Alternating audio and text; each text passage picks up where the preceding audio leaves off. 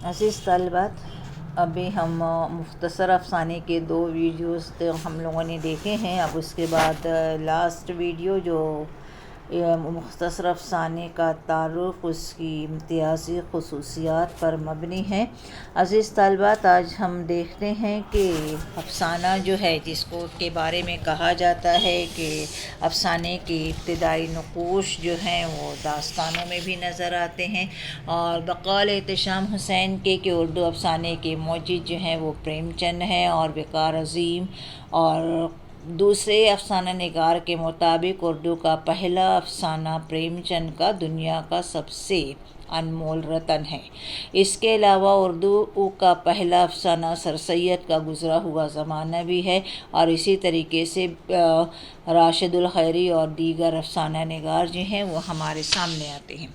آج ہم دیکھتے ہیں کہ افسانے کے اجزائے ترکیبی کیا ہے۔ جیسا کہ ہم جانتے ہیں کہ افسانہ جو ہوتا ہے وہ زندگی کی تفسیر ہے۔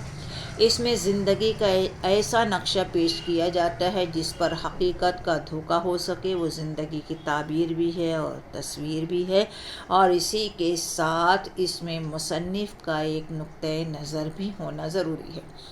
افسانے جو ہیں، افسانے کے اجزائے ترکیبی میں ہم دیکھتے ہیں کہ اس میں پلاٹ، دوسرا جو ہے وہ کردار نگاری ہے، تیسرا نقطۂ نظر ہے، چوتھا ماحول اور فضا ہے، اسلوب ہے، آغاز اور اختتام ہے، اور سب سے اہم چیز جو ہے وہ وحدت تاثر ہے۔ ان تمام اجزاء میں ایسا ربط پیدا ہوتا ہے جس کی وجہ سے افسانے کے اندر دلکشی، رعنائی پیدا ہو جاتی ہے، اور تاثر کی وحدت قائم رہتی ہے، اور یہی چیز اچھی کہانی کی یہی ایک خصوصیت ہے۔ عزیز طالبات، ہم دیکھیں گے کہ اردو افسانہ یا افسانے کے اجزائے ترکیبی تو وہی ہیں جو ناول میں ہوتے ہیں، لیکن فرق اتنا ہے کہ افسانہ جو ہوتا ہے وہ چھوٹا ہوتا ہے، اور اس کے برتنے کا انداز بدل جاتا ہے۔ اور ان اجزائے ترکیبی کا ذکر کرنے سے پہلے میں آپ کو یہ بتا دوں کہ اس معاملے میں اہل نظر، اہل قلم اور دانشوروں کی رائے بدلتی رہی ہے۔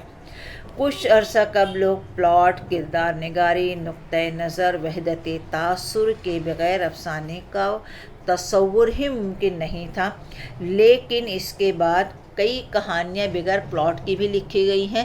لیکن آج کے زمانے میں فرد کا وجود کہاں ہے جو افسانے میں آج کے زمانے میں جو افسانے پیش کیے جا رہے ہیں، ان افسانوں میں کردار پیش کیے جاتے ہیں، اور نقطۂ نظر کو ادب سے منسلک کیا جاتا ہے، وحدت تاثر۔ کچھ افسانے جو ہوتے ہیں وہ علامتی بھی ہوتے ہیں، اور تجریدی کہانیاں بھی لکھی جاتی ہیں، اور نتیجہ یہ ہوتا ہے کہ اب ہم تھوڑا سا افسانے کے اجزائے ترکیب پر دیکھیں۔ اس میں نمبر 1 پہ میں لیتی ہوں پلاٹ، اور پلاٹ سے مراد ہے کہ واقعات یا افسانے میں کوئی ایک واقعہ پیش کیا جانا، یہ پلاٹ کہلاتا ہے۔ اس کے مختلف اجزاء کی ترتیب ہے۔ افسانے میں کوئی قصہ پیش کرنا ہو تو عام طور پر یہ ممکن نہیں ہوتا، لیکن کسی واقعے یا چند واقعات کے بغیر افسانے کا وجود میں آنا ممکن نہیں۔ اچھے افسانوں کی ایک خوبی یہ بھی ہے کہ اس میں ایک لفظ بھی غیر ضروری نہ ہو، اور غیر ضروری تفصیل سے افسانے کے اندر ایک قسم کا جھول پیدا ہو جاتا ہے، جس کی وجہ سے قاری کی توجہ جو ہے مرکزی خیال پر نہیں رہتی، اور افسانہ کے اندر انتشار پیدا ہو جاتا ہے۔ اس کے بعد سیکنڈ نمبر پر ہم آتے ہیں کردار افسانے کے لیے بھی اسی طرح ضروری ہیں جس طریقے سے ناول میں، لیکن دونوں میں فرق یہ ہے کہ افسانہ نگار کردار کا کوئی ایک ہی پہلو کامیابی کے ساتھ پیش کر سکتا ہے، اور افسانے نگار کو بڑی محنت کر کے کردار کو اس طرح تراشنا پڑتا ہے کہ وہ قاری کے دل میں گھر سکے۔ اس کے بعد ہم دیکھتے ہیں کہ افسانے میں کردار کی بہت کم گنجائش ہوتی ہے اور بڑی مہارت کے ساتھ افسانہ نگار اپنے افسانے کو مکمل کرتا ہے. جیسا کہ آپ جانتے ہیں کہ پریم چند کا مشہور افسانہ زیور کا ڈبہ اور نمک کا داروغہ ہے. تو منٹو کا دیکھتے ہیں کہ نیا قانون ہے. اور اس کے ساتھ ہی آپ یاد رکھیے کہ بعض افسانہ نگاروں کا کہنا ہے کہ افسانوں میں انسان کے علاوہ چرند پرند کو بھی کرداروں کے طور پر پیش کیا گیا ہے. لیکن آپ یاد رکھیے کہ ہر ایک صنف میں افسانہ، چاہے افسانہ ہو، ناول ہو، داستان ہو، ہر ایک کا نقطۂ نظر ہوتا ہے اور ان نقطۂ نظر سے کسی کو بھی راہ فرار اختیار نہیں. مصنف جو کہ بہت زیادہ حساس اور باشعور ہوتا ہے، یہ ایک الگ بات ہے کہ اچھا فنکار اپنا نقطۂ نظر کاری پر نہیں تھوپتا. اس کی یہ کوشش ہوتی ہے کہ وہ کھل کر کچھ نہ کہے، بلکہ اپنی تخلیق کو اس طریقے سے پیش کرے کہ فنکار کے دل کی بات خود کاری کے دل میں آ جائے. یہاں پہ اگر ہم دیکھتے ہیں تو منٹو نے ہندو مسلم فسادات سے متعلق افسانے سیاہ حاشیے میں اسی طرح پیش کیا ہے. قاری کو فرقہ پرستی سے نفرت ہو جاتی ہے، جبکہ پریم چند کا مشہور افسانہ نمک کا داروغہ پڑھ کر ہمارے دل میں دیانت داری اور اصول پرستی کی قدر بڑھ جاتی ہے. کبھی بھی موقع ملے تو بچوں یاد رکھنا، پریم چند کا مشہور افسانہ نمک کا داروغہ پڑھ لیجئے. آپ کو سمجھ میں آئے گا کہ ایک معمولی سا نوکر جو ہے، اس کی ایمانداری، دیانت داری اور اصول پرستی نے ایک دن اسے وہ انعام دیا کہ پنڈت الوپی دین نے اسے اپنی جائیداد کا مختار کل بنا دیا تھا. اب اس کے بعد جو ہے ماحول اور فضا مختصر افسانے میں بہت ہی اہمیت کی حامل ہے. فضا کی آفرینی کامیاب افسانہ نگاری کے لیے بہت ہی لازمی ہے، کیونکہ اس سے کہانی کے تاثر میں اضافہ ہوتا ہے، اور اسی ٹیکنیک کو کرشن چندر نے اپنے افسانوں میں بڑی مہارت کے ساتھ اپنایا ہے.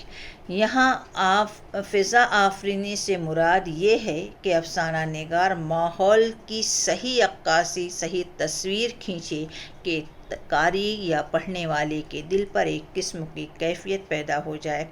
افسانے کا موضوع غریبی ہے تو غربت اور غریبوں کے رہن سہن کی ایسی تصویر کھینچی جائے کہ قاری کو غریبوں سے ہمدردی ہو جائے.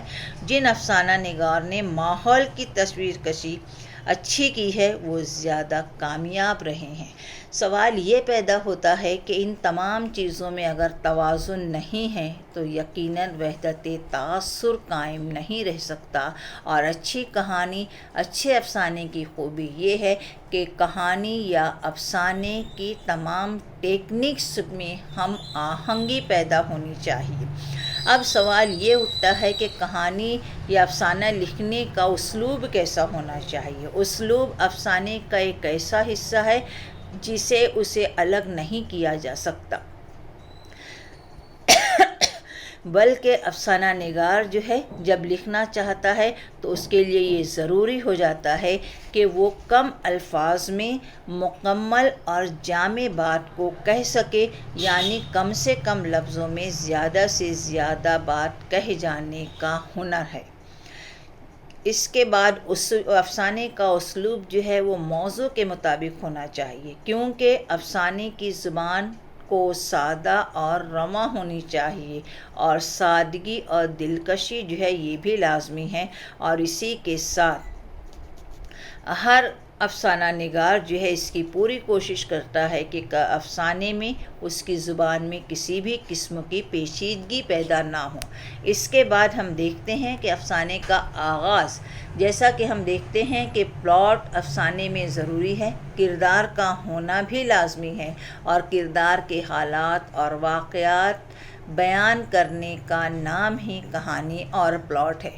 مکالمہ نگاری کرداروں کو نمایاں کرنے میں زبردست اہمیت حاصل زبردست اہمیت کی حامل ہے۔ ایک زندگی کے مختلف پہلو تو دوسری طرف انسان کی پوری شخصیت سمٹ کر آتی ہے۔ پس منظر کی وجہ سے کہانی جو ہے وہ ابھرتی ہے۔ چند منٹ پہلے میں نے کہا تھا کہ ماحول اور فضا یہ کہانی کے تاثر میں اضافہ کرتی ہے، اور نتیجہ یہ ہوتا ہے کہ کہانی جس منظر میں لکھی جائے اسی پس منظر کو پیش کرنا افسانہ نگار کے لیے لازمی ہوتا ہے۔ جیسے کہ میں نے کہا تھا کہ نمک کا داروغہ، تو نمک کے داروغے میں منشی پریم چند نے نمک سار مطلب کھاڑیوں کی طرف اشارہ کیا ہے، اور ان کھاڑیوں کے درمیان ایک غلام جو ہے وہ ایک نوکر جو ہے وہ وہاں پہرا دیتا ہے، اور اسی کو لے کر انہوں نے ایک کردار کے ذریعے پوری زندگی کو اس نے نمایاں کر دیا۔ میں نے کہا ہے کہ اسلوب جو ہے وہ کافی اہمیت رکھتا ہے کہ آپ کی زبان کیسی ہے، آپ کس طریقے سے لکھتے ہیں۔ اس کے بعد افسانے کے دوسرے عناصر کو ابھارنے کے لیے بھی افسانہ نگار کو کافی محنت کرنی پڑتی ہے۔ آغاز اختتام پر بھی افسانے کی کامیابی اور ناکامیابی کا دار و مدار ہوتا ہے۔ ہم یہ جانتے ہیں کہ افسانہ نگار اس کا اپنا ایک نقطۂ نظر ہوتا ہے، اور افسانے کا آغاز اسی طرح ہونا چاہیے کہ افسانہ نگار قاری کو فوراً اپنی طرف متوجہ کر لے، اور یہ افسانہ نگار کا ہنر ہے۔ اور ہر لمحہ یہ تجسس باقی رہنا چاہیے کہ اب کیا ہونے والا ہے، اور جب کہانی ختم ہوتی ہے تو پڑھنے والا مدتوں اس کی گرفت سے نکل نہ سکے۔ افسانے کا نقطۂ نظر یا نظریہ حیات جو ہے افسانہ نگار کی زندگی کے بارے میں اپنا ایک نقطۂ نظر رکھتا ہے، اور نتیجہ یہ ہوتا ہے کہ شروع سے لے کے آخر تک افسانہ نگار جو ہے کہانی کو قصے کو ایک دوسرے سے مربوط کرتا ہے، اور قصے کو حقیقت نگاری سے ہم آہنگ کر دیتا ہے۔ اس کے بعد ہم دیکھتے ہیں کہ قصہ افسانہ وہی زندگی کو پیش کرتا ہے جس سماج کی عکاسی کی جائے، جس سماج کی زندگی کو پیش کیا جاتا ہے۔ افسانے میں ایک نئی معنویت پیدا کرتا ہے، اور نتیجہ یہ ہوتا ہے کہ وحدت تاثر، جیسا کہ کہا جاتا ہے کہ وحدت تاثر جو ہے افسانے کی نمایاں خصوصیات ہے، اور نتیجہ یہ ہوتا ہے کہ ماحول، فضا، آغاز، اختتام، اسلوب، جب یہ ساری چیزیں یکجا ہو جاتی ہے تو افسانے کے اندر وحدت تاثر پیدا ہوتا ہے، اور افسانے میں ایک نئی قسم کی معنویت پیدا ہو جاتی ہے۔ اور اس کے لیے ضروری ہے کہ افسانہ نگار زبان کو سادگی کے ساتھ پیش کرے، سادگی زبان، اور اس کے بعد جو ہے ماحول کی صحیح عکاسی کرے۔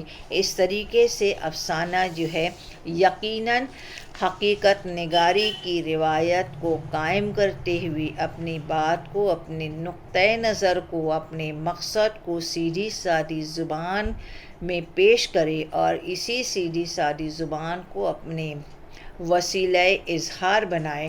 اور اس طریقے سے ہم دیکھتے ہیں کہ مختلف افسانے جو آزادی سے پہلے لکھے گئے، آزادی کے بعد بھی لکھے گئے ہیں، تو ان تمام افسانوں میں بہت سارے افسانے جو ہیں کچھ فسادات پر ہیں، کچھ لاکھوں بے گناہ لوگوں پر لکھے گئے ہیں۔ اور جب ہم ان افسانوں کو پڑھتے ہیں جن میں فسادات، آزادی کے پہلے، آزادی کے بعد جب حالات، واقعات کو پیش کیا جاتا ہے، تو افسانہ نگار جو ہے وہ